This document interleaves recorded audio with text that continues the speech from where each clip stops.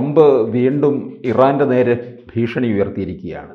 അതിന് വഴങ്ങില്ലെന്നാണ് അവിടുത്തെ ഇറാൻ ഭരണാധികാരിയും പറയുന്നത്. പക്ഷേ ഇറാനിൽ വലിയൊരു കലാപത്തിലേക്ക് പോകുന്ന മട്ടല്ലേ കാണുന്നത്. കുറേ കാലത്തിന് ശേഷം ട്രംപിനോട് സ്നേഹം തോന്നിയപ്പോഴാണ്. അതൊക്കെ വളരെ മുമ്പേ ചെയ്യേണ്ടത്. ഇറാനിൽ അവിടെയുള്ള ആ പിശാചിൻ്റെ ഭരണകൂടം പണ്ടേ അവസാനിക്കേണ്ടത്. സീരിയസ്ലി. നമ്മളിപ്പോൾ അമേരിക്കക്കെതിരായതുകൊണ്ടാണ് നമ്മളൊക്കെ ഇറാനെ സപ്പോർട്ട് ചെയ്യുന്നത്, ഇറാനിലെ ഭരണകൂടത്തെ. പിന്നെ അത് ഇസ്ലാമിസ്റ്റ് ഭരണകൂടമാണെന്ന് വിചാരിച്ചിട്ടാണ് മുസ്ലിങ്ങൾ അതിനെ സപ്പോർട്ട് ചെയ്യുന്നത്. പക്ഷേ സൗദി അറേബ്യയൊക്കെ വിചാരിക്കുന്ന പട്ടാളം അടങ്ങിപ്പോട്ടെ എന്നാണ്. അന്ന് ഷിയാക്കളും സുന്നികളും തമ്മിലുള്ള പ്രശ്നമുണ്ടല്ലോ. ഇറാൻ ഒരു ഷിയ രാജ്യമാണ്.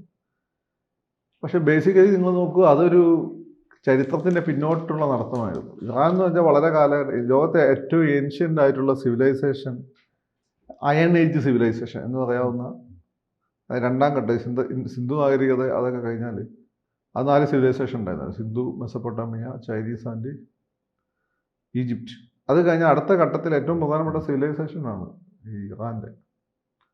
അത് കഴിഞ്ഞ് ചരിത്രത്തിലുടനീളം അവർ ഇന്ത്യയെ പോലെ തന്നെ അവരവരുടെ ഒരു പ്രധാനപ്പെട്ട ശക്തികളാണ്. ഇന്ത്യ ഒരിക്കലും വ്യാപനത്തിന് ശ്രമിച്ചില്ല, അവർ വ്യാപനത്തിന് ശ്രമിച്ചിരുന്നു. അങ്ങനെ ആ രാജ്യത്തെ ഒരു 30-40 വർഷം അമേരിക്കൻ ഉപരോധം കൊണ്ട് ഒരു പട്ടിണി രാജ്യം പോലെ ആക്കി മാറ്റിയത് അവിടെയുള്ള ഷായുടെ ഭരണകൂടമാണ്. ആ ഷായുടെ ഭരണകൂടത്തിനെതിരെ അന്ന് അവർക്കെതിരെ കൂടെ പൊരുതിയത് കമ്മ്യൂണിസ്റ്റുകാരൊക്കെയാണ്. ഇവർ അധികാരത്തിൽ വന്ന് ആദ്യം കമ്മ്യൂണിസ്റ്റുകാരാണ് എക്സിക്യൂട്ട് ചെയ്തത്. സ്ത്രീകൾ അവരുടെ പട്ടാളത്തിലൊക്കെ ഉണ്ട്. പക്ഷേ സ്ത്രീകൾ തലയെ തട്ടിട്ടില്ലെങ്കിൽ അവരെ പിടിച്ച് ജയിലിലടയ്ക്കും. മോറൽ പോലീസൊക്കെ അവിടെ ഒഫീഷ്യലാണ്, റിലീജിയസ് പോലീസ് എന്ന് പറയുന്നുണ്ട്. അപ്പം മോറൽ പോലീസിങ് ഒഫീഷ്യലായിട്ടുള്ള രാജ്യമാണ്. അപ്പോൾ ആ രാജ്യം എന്ന് വെച്ചാൽ ബേസിക്കലി ചരിത്രത്തിന് പിന്നോട്ടുള്ള തിരിഞ്ഞു നിൽക്കുന്ന ഒരു രാജ്യമാണ്. പിന്നെ അവർക്ക് വലിയ ഓയിൽ നിക്ഷേപമുണ്ട്, അവർ നമ്മളുമായിട്ട് ബന്ധമുണ്ട്. അപ്പോൾ നമ്മൾ അവരെ കയ്യിൽ നിന്ന് രൂപ കൊടുത്തിട്ട് ഓയിൽ മേടിക്കുന്നുണ്ട്. അത് നമ്മൾ അവരായിട്ടുള്ള ബന്ധത്തിന് കാരണം. ഇതൊക്കെ സത്യത്തിൽ അമേരിക്കൻ ഉപരോധം അവർക്ക് നേരെ ഉള്ള സമയത്തും നമ്മൾ അവരെ റിസ്ക് എടുത്താണ് അവരെ സഹായിക്കുന്നത്. നമുക്കതുകൊണ്ട് ഗുണമുണ്ടെങ്കിൽ പോലും. എന്നിട്ട് നമ്മളെ ഈ ഇന്ത്യയിലെ കാശ്മീർ തീവ്രവാദികളൊക്കെ അവർ പരിശീലനം കൊടുക്കുന്നുണ്ട്. ആ രാജ്യത്ത് പരിശീലനം കൊടുക്കുന്നുണ്ട്. ഇൻ്റലിജൻസ് സപ്പോർട്ട് ഉണ്ടായിരുന്നു. അങ്ങനെ രാജ്യമാണ്. അപ്പോൾ അവിടുത്തെ ജനങ്ങളെ ഇസ്രായേലിനെ സംബന്ധിച്ചിടത്തോളം ഇസ്രായേലിനെ നശിപ്പിക്കണം എന്ന് പറഞ്ഞ് നടക്കുന്ന രാജ്യമാണ്. ഇനി ഇസ്രായേലിൻ്റെ ഒരു സ്വഭാവം വെച്ചിട്ട് ഇസ്രായേലിനെ നശിപ്പിക്കുന്നത് തെറ്റൊന്നുമല്ല. ഇസ്രായേൽ അഞ്ചം കിട്ടിയാൽ വളരെ അടുത്തുള്ള പ്രദേശങ്ങളൊക്കെ പിടിച്ചെടുത്ത് സ്വയം അവരിപ്പം ഗാസയോ വെസ്റ്റ് ബാങ്കോ അവരുടെ ഭാഗമാക്കുന്നതിനോടൊന്നും നമുക്ക് യോജിപ്പൊന്നുമില്ല.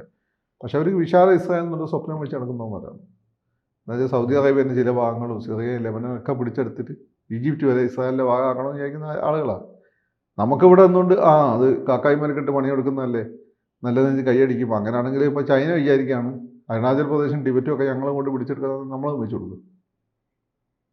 അപ്പോൾ ഇന്ത്യക്കെതിരല്ല വിചാരിച്ചിട്ട് ഇറാൻകാരും പാകിസ്ഥാൻകാരും കൈയടിക്കും. അത്രേ ഉള്ളൂ. നമ്മളിതിലൊരു നീതിബോധമാണ് വേണ്ടത്.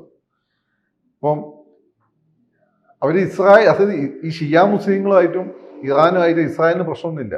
ഇസ്രായേലിന് അധികം പ്രശ്നമുള്ളത് ഈ പറയുന്ന അറബ് സുന്നി മുസ്ലിങ്ങളായിട്ടാണ്. അതും പലസ്തീനിലുള്ള മുസ്ലിങ്ങളായിട്ടാണ് അവർക്ക് പ്രശ്നമുള്ളത്. ഷിയാക്കളായിട്ട് അവർക്ക് ഷിയാക്കൾ എന്തിനാണ് ഈ യുദ്ധത്തിൽ പോയി തലവെച്ച് കൊടുക്കുന്നത്? ഇറാൻ എന്തിനാണ് അവർക്ക് യുദ്ധത്തിൽ പോയി തലവെച്ച് കൊടുക്കുന്നത്? അവരുടെ കാര്യം നോക്കിയാൽ പോരെ. അങ്ങനെയാണ് ഇവർ ഈ ഇസ്രായേലായിട്ട് അനാവശ്യം ഇസ്രായേലിനെ പോയി അങ്ങോട്ട് തോണ്ടുന്നത്. കാരണം ഇസ്രായേലിൻ്റെ വിശാല ഇസ്രായേൽ ഇവരില്ല. മാത്രമല്ല ജൂതന്മാരെ പണ്ട് നബുക്കദ്നേസർ വന്ന് പിടിച്ചുകൊണ്ട് 100 കൊല്ലം അടിമകളാക്കി വെച്ചാൽ അവിടെ നിന്ന് അവരെ മോചിപ്പിച്ചത്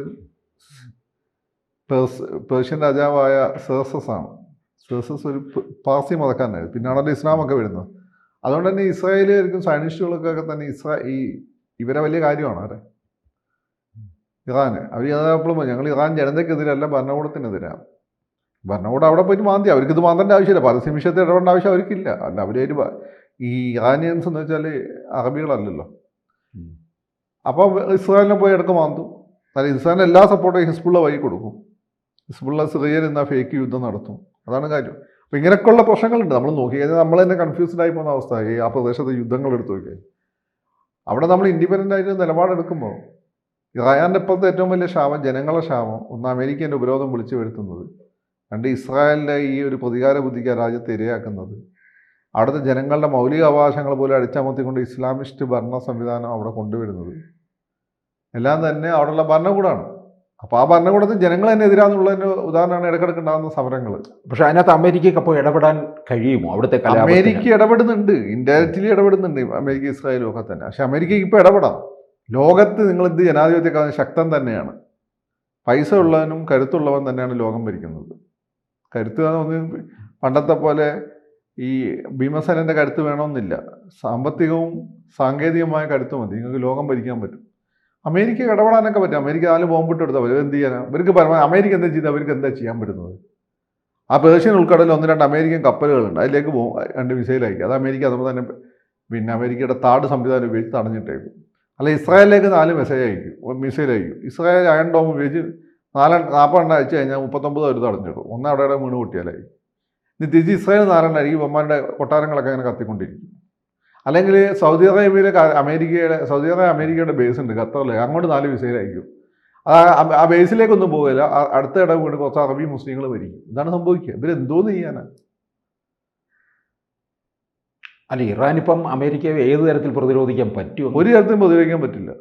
ഒരു തരത്തിലും പ്രതിരോധിക്കാൻ പറ്റില്ല. അമേരിക്ക എന്തെങ്കിലും ഈ പറയുന്നതുകൊണ്ട് ജനാധിപത്യത്തോടൊക്കെ എന്തെങ്കിലും അതേ പറയുന്നത് നമുക്കറിയാം. കൂറുണ്ടെങ്കിൽ അന്ന് ആളുകളെ ബോംബിട്ട് തീർക്കും. ആളുകളെ ബോംബിട്ട് തീർത്തിട്ട് അവിടെ ഒരു ശരിയായ ഇസ്രായേലൊക്കെ ഉള്ള പോലെ ശരിയായ ജനാധിപത്യ സംവിധാനം കൊണ്ടുപോകണം. അതാണ് വേണ്ടി. ഇപ്പോഴാണ് ട്രംപിനോട് ബഹുമാനം തോന്നുന്നു. ഇപ്പോഴാണ്. മുമ്പുള്ള അമേരിക്കൻ പ്രസിഡന്റും ഇത്തരം കാര്യങ്ങളിൽ ഞാൻ ലേലോ അടിച്ചു മിണ്ടാതിരിക്കുകയുണ്ടായിരുന്നു. പക്ഷെ ട്രംപ് ചിലപ്പോൾ അത് ചെയ്യും. ഇപ്പം ട്രംപിൻ്റെ ഇപ്പോഴത്തെ നീക്കമെല്ലാം ശരിയാണ് എന്നാണ് ഒരർത്ഥത്തിൽ ശരിയാണെന്ന് ഞാൻ വിശ്വസിക്കുന്നു. ഒന്ന് ഡ്രഗ് മാഫിയക്കെതിരെയുള്ളതാണ്. പക്ഷെ അതിൽ പ്രശ്നമുണ്ട്. ഒന്ന് സമാനത്തെ താല്പര്യം ഉണ്ട് അതിൽ വെനിസ്വേലയിൽ.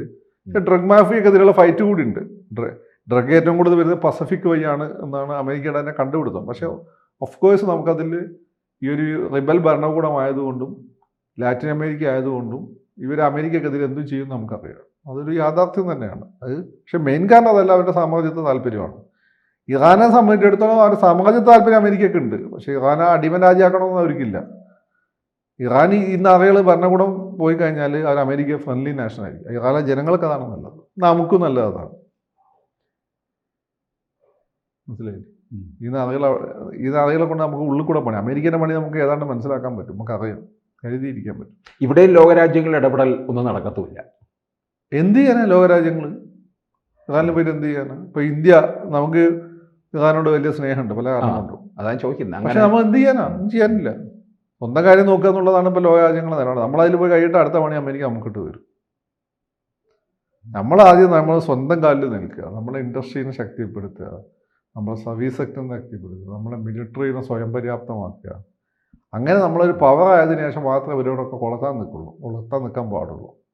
അതിന് ഇനിയും ജനറേഷൻസ് എടുക്കും. അതിന് മുമ്പ് പോയി കൊളത്തിയാൽ ഉള്ളതും ഇല്ലാതായി പോകുന്നത്. ഇപ്പോൾ വേണേൽ ഇന്ത്യനെ ബ്രേക്ക് ചെയ്യിക്കാനൊക്കെ പറ്റും. ഇപ്പം ഇന്ത്യനെ നിലനിർത്തുന്ന 2 ഘടകങ്ങളാണ്. ഒന്ന് ഇന്ത്യൻ സൈന്യം, 2 RSS. ഈ 2 ഘടകങ്ങൾ ഇന്ത്യനെ നിലനിർത്തുന്നുള്ളൂ. ബാക്കി എല്ലാവർക്കും അവരുടെ പേഴ്സണൽ താല്പര്യം. ഈ RSSൻ്റെ പ്രചാരകന്മാർ കല്യാണം കഴിക്കാത്തതുകൊണ്ട് അവർക്ക് വേറെ താല്പര്യമൊന്നുമില്ല. രാജ്യത്തിൻ്റെ കാര്യം വരുമ്പോൾ ഈ 2 കാര്യം ഇന്ത്യയെ സംരക്ഷിക്കാനുള്ളൂ. അപ്പോൾ അതുകൊണ്ട് ഇന്ത്യനെ എപ്പോഴും വേണമെങ്കിൽ ബ്രേക്ക് ചെയ്യാനൊക്കെ പറ്റും. അപ്പോൾ ട്രംപ് ഇപ്പോൾ എടുത്തതൊക്കെ ശരിയാണെന്നുണ്ടെങ്കിൽ ഇനിയും ട്രംപിനെ പലരും ഭയക്കുന്നുണ്ടാവും. അങ്ങനെ അയാൾ അൺപ്രഡിക്റ്റബിളാണ്. മുമ്പ് ആരും ചെയ്യാത്ത അയാൾ ചെയ്യും. അയാൾക്ക് മടിയൊന്നുമില്ല. പിന്നെ മൂപ്പർക്ക് നോബൽ സമ്മാനം കിട്ടും. ചരിത്രത്തിൽ മൂപ്പരെ പേര് എഴുതണമെന്നുണ്ട്. അപ്പോൾ ഇസ്ലാമിസ്റ്റ് ഭരണകൂടത്തെ ഇല്ലാതാക്കി കഴിഞ്ഞാൽ അത് നടക്കും. ഇസ്ലാമിസ്റ്റ് ഭരണകൂടത്തെ ഇല്ലാതാക്കിയാൽ നോബൽ സമ്മാനത്തിലേക്ക് സാധ്യതയാണ്. ചിലപ്പം കിട്ടും, പറയാൻ പറ്റില്ല. ഇല്ലെങ്കിൽ ചരിത്രത്തിൽ അങ്ങനെ പേര് എഴുതപ്പെടുമല്ലോ. ഇസ്ലാമിസ്റ്റ് ഭരണകൂടത്തെ ഇല്ലാതാക്കുക, അവിടെ നല്ല ജനാധിപത്യ സംവിധാനം കൊണ്ടുവരിക.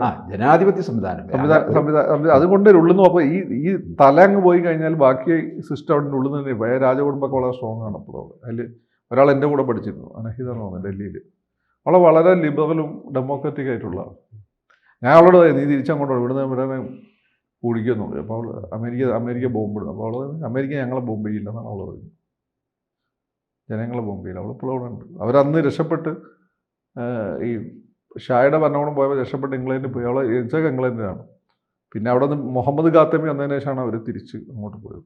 കൂടുതൽ വാർത്തകളും വിശേഷങ്ങളും നിങ്ങളിലേക്ക് എത്താൻ ABC മലയാളം സബ്സ്ക്രൈബ് ചെയ്യുക, ബെൽ ബട്ടണും അമർത്തുക.